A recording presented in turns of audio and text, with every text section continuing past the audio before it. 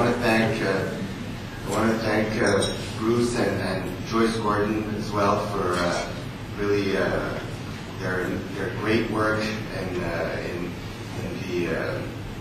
and the great success of the Parkinson's Society. I'm happy to be here to talk to you today about Parkinson's genetics. Dr. Blanchet has already alluded to some of that, and I'm just going to give you a little bit of an introduction, and Pierre has already talked a lot about the clinical features of Parkinson's disease, how important it is to make the diagnosis correctly, and I have here some of these features which you're already very familiar with, and I won't get into the criteria, just to say that, as Pierre mentioned, it's very important to make the correct diagnosis. And as you all know, one of the major questions in Parkinson's disease is to try to understand what causes it. And we already know fairly much about this. This is something that, of course, people have been working on for decades. One thing that people know about is which part of the brain is affected, and dopamine. And it's really, dopamine systems are concentrated in a very localized area of the brain, in the brainstem, in the midbrain, in this area called the substantia nigra. But they project widely, and they project to the striatum, which is a part of the brain that controls motor function. And this is why we have all these features that Pierre discussed, such as slowness of movement and tremor and so on.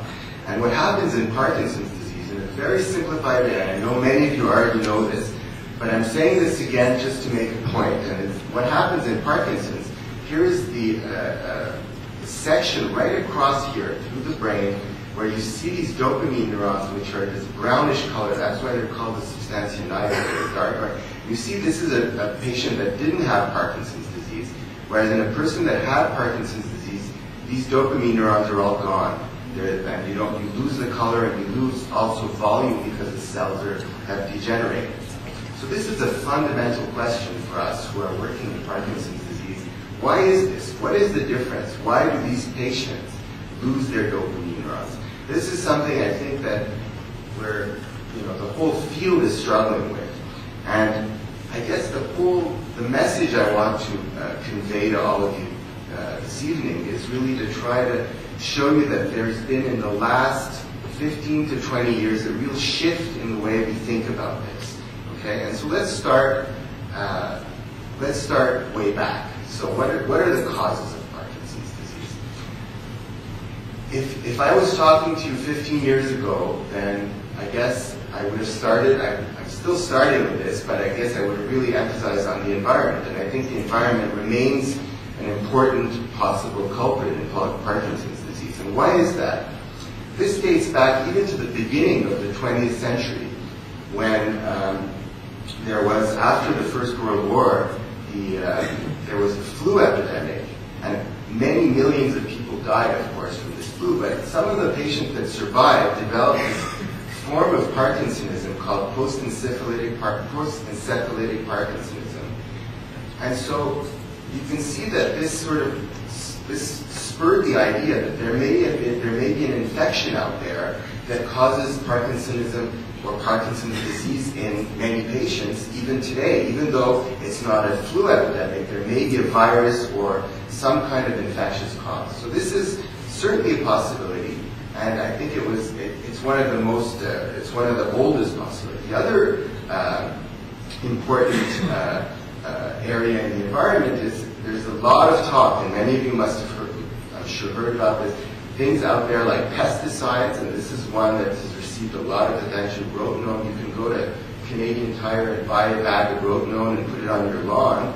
And here, this is in the U.S. in Alabama. They're spraying the field with rotenone. So this is something that is out there in the environment, and in certain kinds of animal models where people use this compound, they can generate something that looks a little bit like Parkinson's. So, and certainly but you probably need to take, a lot of rotenone in order to get that. So it's not totally clear how or whether things such as infections or pesticides really are causal. And then maybe the most famous example of something in the environment that could cause Parkinson's, and I'm many of you might have heard about it, were toxins, or a substance called MPTP, which in the mid-80s in California, in the San Francisco Bay Area, there was an outbreak of a huge or very, very rapid Parkinsonism in drug addicts.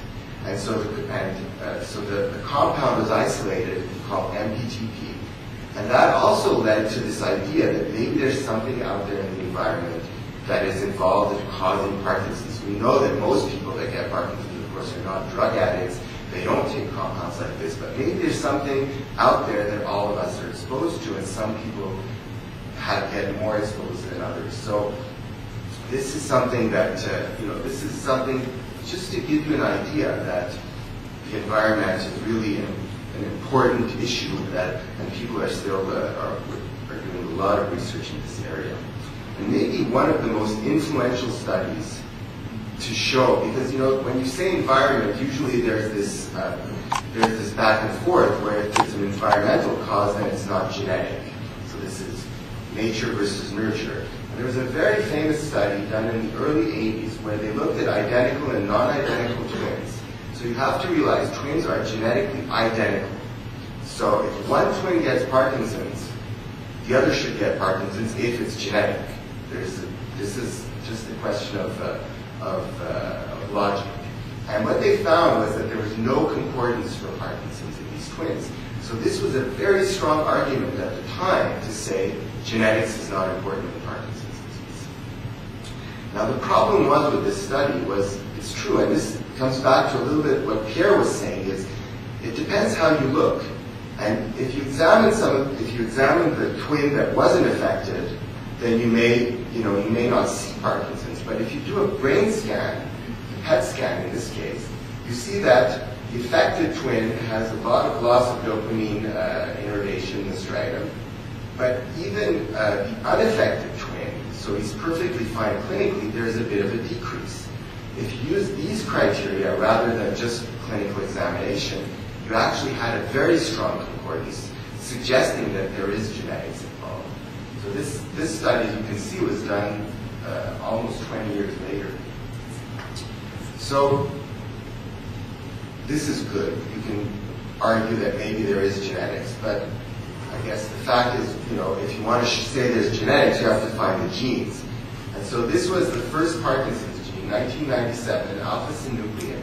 You can see this gigantic Italian-American family, and all the little black figures are affected individuals. So you can see many, many affected individuals in these families, and in every generation, which suggests that there is a transmission in this family that's very, very clear, and the gene was identified in 1997. So this really changed dramatically the way people thought about Parkinson's, because now you really have genetic causes. This was then, but even today now, we're up to 5 genes that are clearly involved, and this is just the names of them: synuclein, leuroparkin.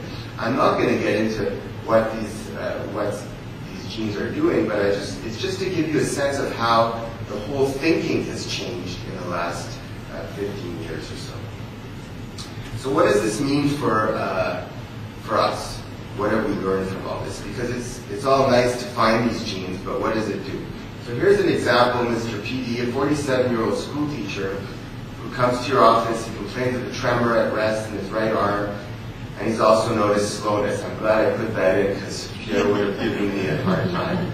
And he's lost the dexterity in that arm. So he's anxious, and the symptoms are relatively minor, but they're interfering with his work. So I guess the question is, what do you tell someone like this? He's pretty young. And remember, we said that young may be a sign that there's a genetic component. It's very hard to know. And, these Parkinson's genes, as Pierre said, only affect probably 5 to 10% of all patients. So is this something he has to worry about for the rest of his family? And I guess it all depends on the genes. And so one example where it actually might be relevant is a gene LRRK2, and Pierre mentioned this one. This is one that's one of the most recently identified genes. And what's quite amazing about LRRK2 is that it's actually quite common, but it's quite common. It depends what population. And so this is taken from a paper where they looked at the frequency of LRRK mutations in depending on the ethnic background. And it's quite striking if you're an Ashkenazi Jew or a North African Arab, even if you don't have a family history, look at that, 40%. That means almost half of patients, if you live in Tunisia, half of patients coming into a neurologist office almost will have a mutation in this gene. Ashkenazi Jews, up to 10% of all Ashkenazi Jews have a mutation in this LER gene, even when there's no family history. So this is not just something that's, that's an exception. This could be quite frequent. However, if you look at, for instance, North American white populations, it's very low, 1%. So it really depends on the kind of person, on the ethnic background, and also. So genetics is important, but the frequency depends on many things, age and so on. Now this person, Mr. PD here, doesn't have any family history. There's no one at all. Still, his age is pretty young, and this also raises another question. LERC, if you see here, this line here is the line for most. This is the age, and this is the onset of Parkinson's disease. You see, in most people, Parkinson's comes on later on in the 50s and so on. Okay, and so LERC follows a very similar course. It's not only young people, whereas other genes like Parkin, if you're Parkin, you can get it even in your teens or in your 20s and 30s, and in fact, if you don't have it by the time you're 45 or so, it's unlikely that it's caused by this gene called Parkin. So again, age matters, ethnic background matters, and the kind of inheritance matters. Other diseases, for instance, like Huntington's disease, in a way, they're very simple because they're called dominant. So if your parent has it, you have 1 in 2 chance of having it, and so on and so forth. Now, some of the Parkinson's genes, like LERC or synuclein, behave this way, whereas other ones are recessive. For instance, Tay-Sachs, where you have carriers, and only 1 in 4 of the offsprings will be actually affected, and half will be carriers. This is more like something you see in Parkin. So these are very classically inherited Parkinson's genes. But these kinds of classic monogenic transmission only occur in about 5% of all Parkinson's cases. So in most cases, it doesn't seem to behave in this standard, simple, relatively simple way. So does that mean that in those cases genetics is not involved? Well, probably not, because you have these rare cases like synuclein, pink, and so on, and more frequent ones. You have these environmental factors, but really probably most patients are somewhere in between, where probably there's genetic factors that put them at greater risk, but also the environment puts them at risk, and there's an interplay. And this is why it's so hard to really get to the bottom of it. With Huntington's disease, I'm not saying we're not curing Huntington's disease, but it's one gene and you get the disease. In Parkinson's, it's a complex disease where the environment and genes are affecting each other. So you'll say, well, and Pierre as well mentioned that these genetic forms, where it's clearly inherited, they're a bit different. That's true. And they're pretty rare compared to all the causes of Parkinson's. So I would say, well, if they're so rare, why is it important to study them? And I think this is where I think that I appeal to the community, to Parkinson's Society, that your input and your support is really very important, because I think that it's only by doing more work that we're going to find more common genetic risk factors, the ones that are involved in the peak of that curve, where most patients fall under. And there are projects, there are large-scale projects. This one was founded by Google, by Sergey Brin. It's called 23andMe, where you can send you can send a sample and they can sequence different genes. And this is a plan. There's a project for this with Parkinson's disease in order to try to get genetic information on many orders of magnitude more patients and more information than what we can do in an individual lab, where one lab is collecting, let's say, 100 or 200 samples from patients. Here we're talking about doing this on a very large scale. Another reason why I think it's so important is because even though these genes that cause the simple kind of inheritance are rare, I believe, and I think a lot of other people would agree, that these genes are giving us clues. Even if they're mutated or they're abnormal in a very small group of patients, if we understand in a cell how these genes work, for example, this is something that my laboratory has been quite interested in, many others in the past, in the recent years, understanding, for example, how they affect parts of the cell like the mitochondria, which produce energy in the cell. They produce oxidative stress as well. Then I think we have a chance, and I think the information gained from understanding how these genes work, I think will impact even patients that don't have mutations, even the garden variety, as Pierre said. And I think this is useful because they'll allow us to generate animal models which can then be used to test newer drugs and test them earlier so that we can try to have drugs that slow the disease progression, not only that are involved in replacing dopamine when the dopamine cells are already dying, where it's too late to do anything. So I think that's why, even though these genetic forms are rare, I think it's very important to study them. I want to say a couple of words. As chair of the Scientific Advisory Board for the Parkinson's Society, I just want to emphasize how important your support has been. And this is just some information that Ivy collected in the last few days. The work that's being done by Parkinson's Society is really tremendous. In the past 2 years, we've been supporting 36 research projects examining questions like the ones that I was just discussing, the genetics. Close to $1.5 million to support these research projects. And in fact, in the past 30 years, Parkinson's Society has supported 350 research projects, some of them multi-year projects, for over $18 million. And that's a huge support to the scientific community. And I think that Parkinson's Society can be proud. And the way we do this is with the funds that are collected, we fund research, and these can be divided into different categories. For example, some are what we call grants, which support specific projects, either pilot projects or new investigator-initiated projects, and more. And maybe more importantly, we try to train people to become good Parkinson's researchers through fellowships and studentships. And you can see that there are many awards, and this is just in the past 3 years, a huge number of awards.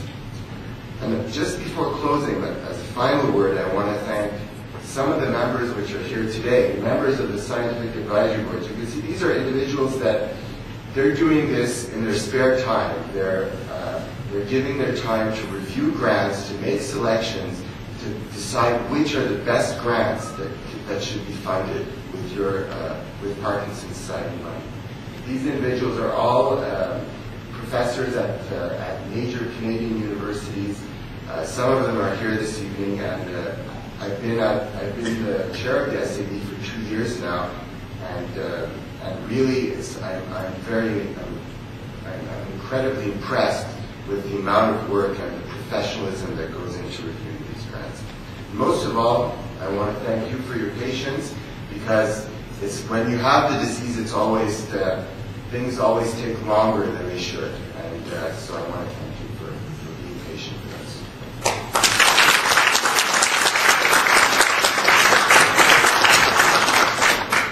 So we still have a few minutes. If you have any questions of either Dr. Blanchet or Dr. Fawn, please raise your hand and we'll try to answer them. Any questions? Joyce. I have a question for Dr. Blanchet. When you made your presentation, we say there's about 100,000 people in Canada with Parkinson's. Based on your presentation, do you think we are overdiagnosing or underdiagnosing people with Parkinson's?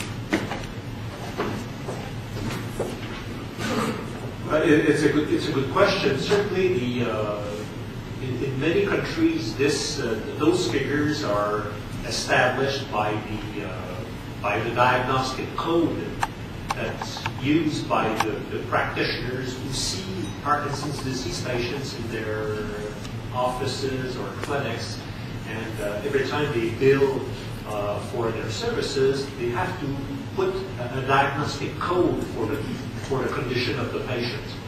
And so that diagnostic code is registered in a central registry, and you can actually come up with the number of individuals who have this particular code in a given area, and you can come up with numbers of Parkinson's disease patients within a specific area.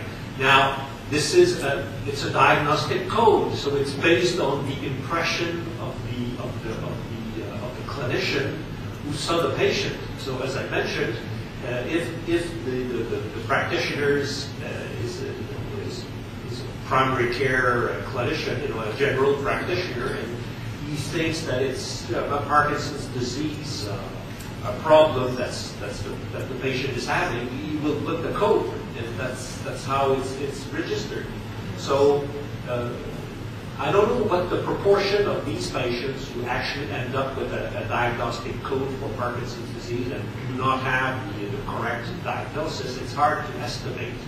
But there are certainly people early on in the diagnosis who carry the wrong diagnosis, and eventually they inflate the number of people with Parkinson's disease that are registered in a community.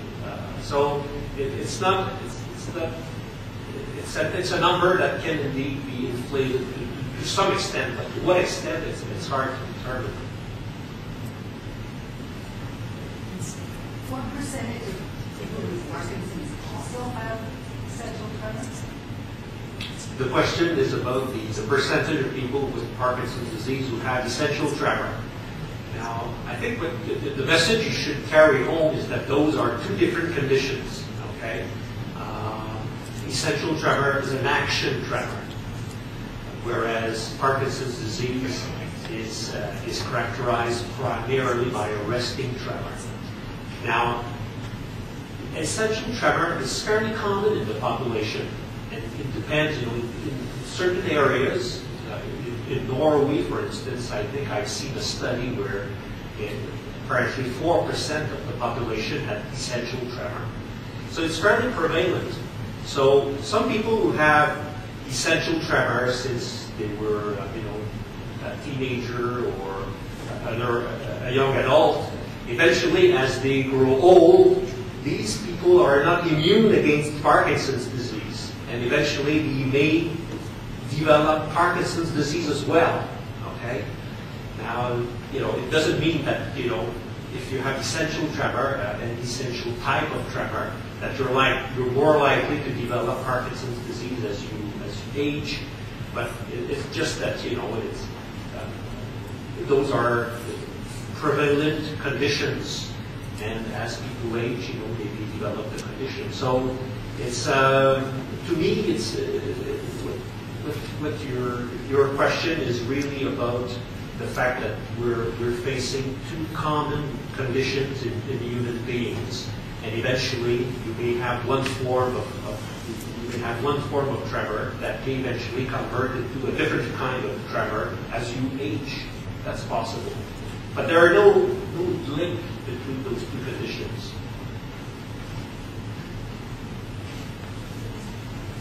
Question? Yes. A few years ago, Parkinson's was out of the same kids. Not now.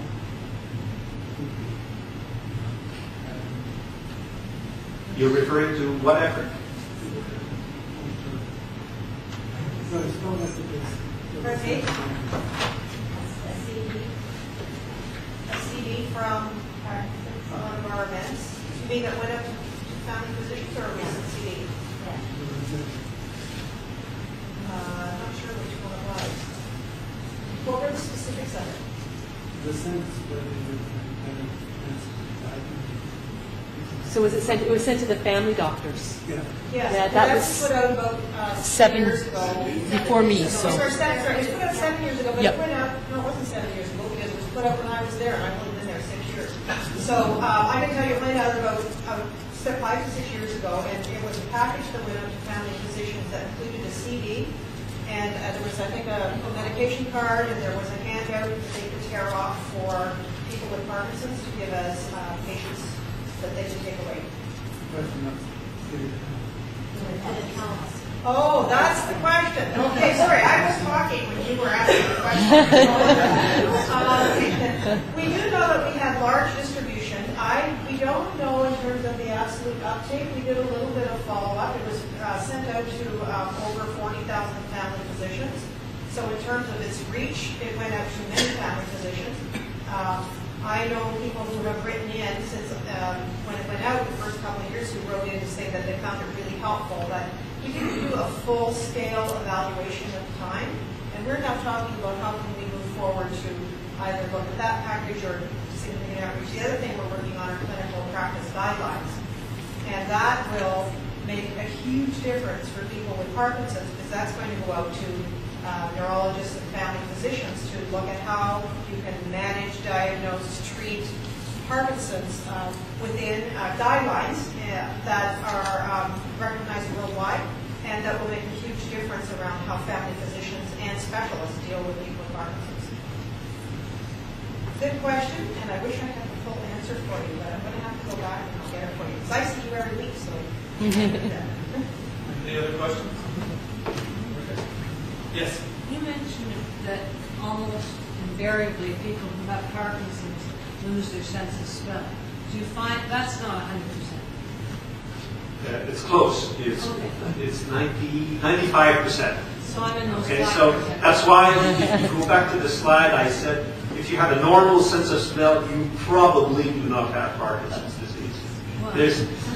I remember the last time I had such an opportunity to test the smell of a patient of mine who had sporadic garden variety Parkinson's disease. I found out that she had a normal sense of smell. I was impressed. I said, how come? And one day, shortly after that, I received a phone call from an outlying hospital, and he said, well, you're following this is so? I said, yes. He said, she's in intensive care with us because she was stopping breathing during her sleep. And we had to put a tracheostomy, so a cannula in her trachea in order to help her breathe during her sleep. And I said, this is in line with the normal sense of smell that she displayed. And eventually she came back to see me. I've been following her more closely ever since. And she doesn't have Parkinson's disease.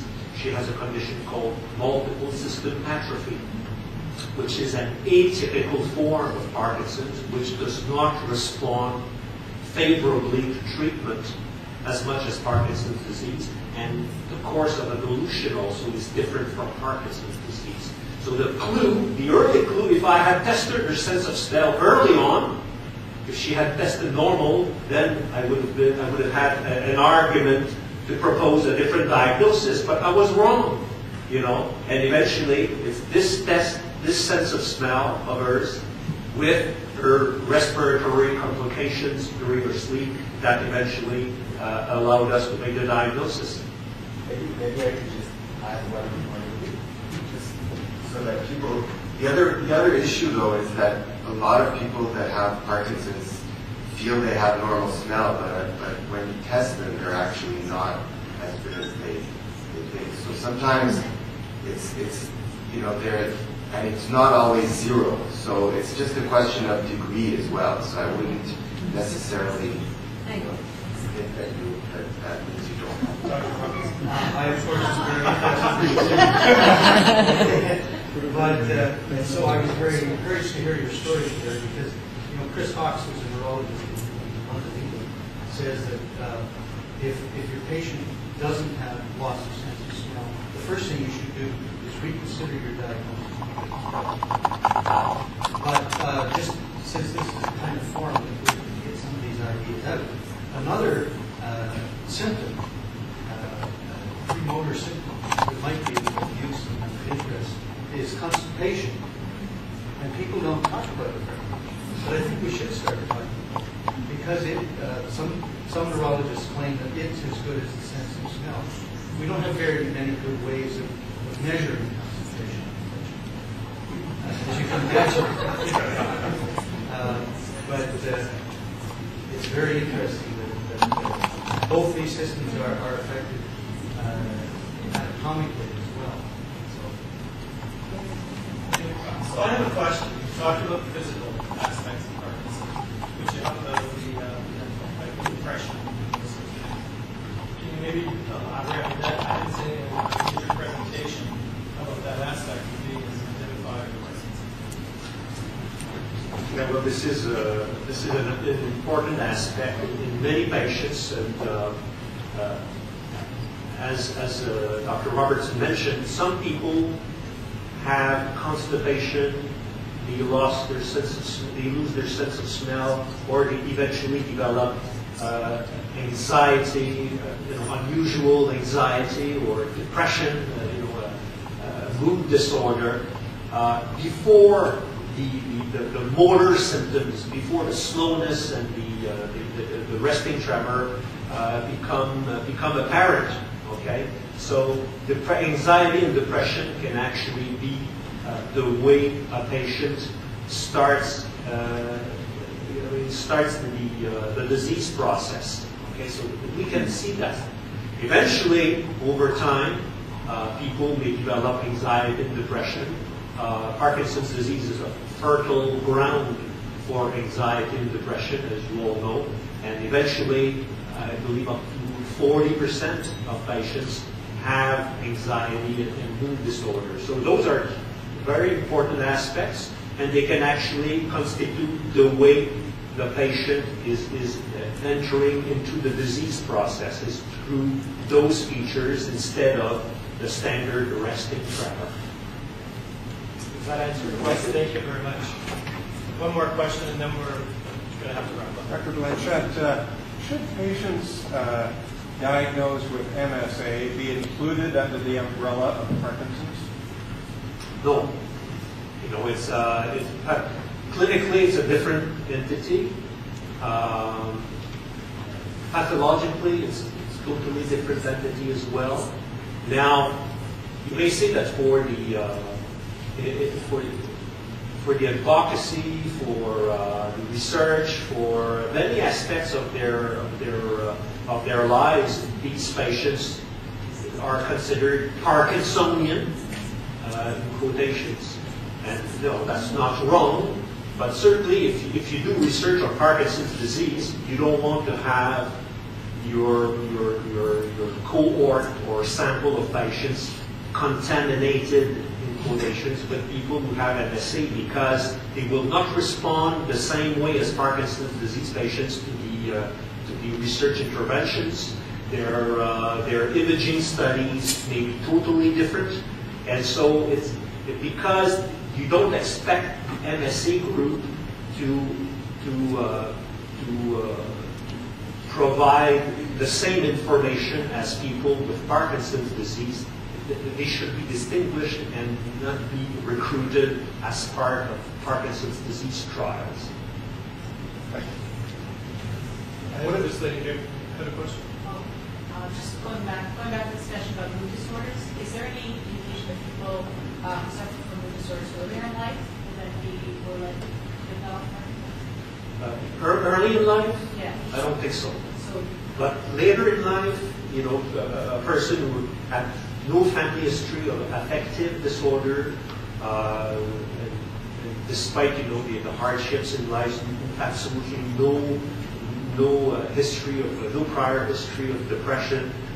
A person after age 50, 60 developing depression, they actually have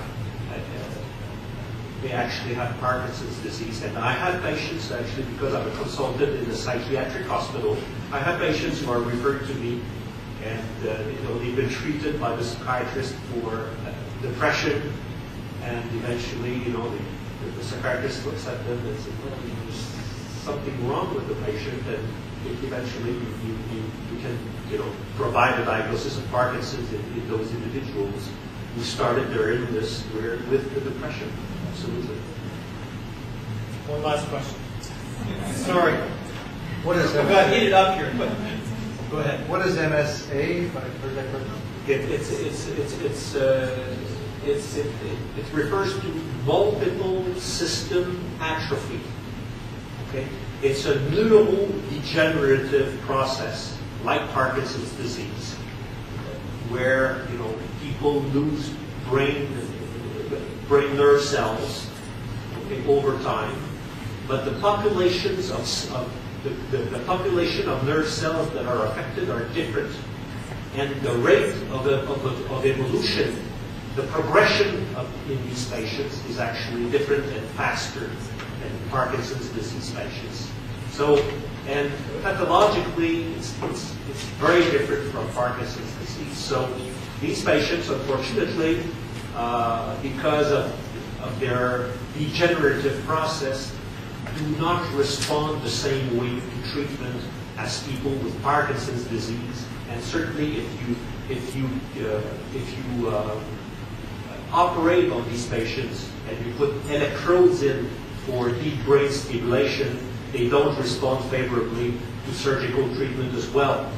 So it's a devastating condition, progressing more rapidly and not responding to medical and surgical interventions the way Parkinson's disease does. Thank you. Yep. We have a little bit more time. Sorry, are there any differences between Parkinson's in men and in women? Not to my knowledge. In terms of affective disorder or anxiety or non-motor symptoms, or I don't see differences between sexes. Susan, any thoughts? Differences in sexes? Were you sleeping there? Or? There has been reports that women with Parkinson's sometimes can get more dyskinesia, maybe because of the body mass, the actual dose of the dopamine may be a little bit higher than in men, as been stated, but I don't think it's really been shown in practice. So I agree, I don't think there is any difference. Any other questions?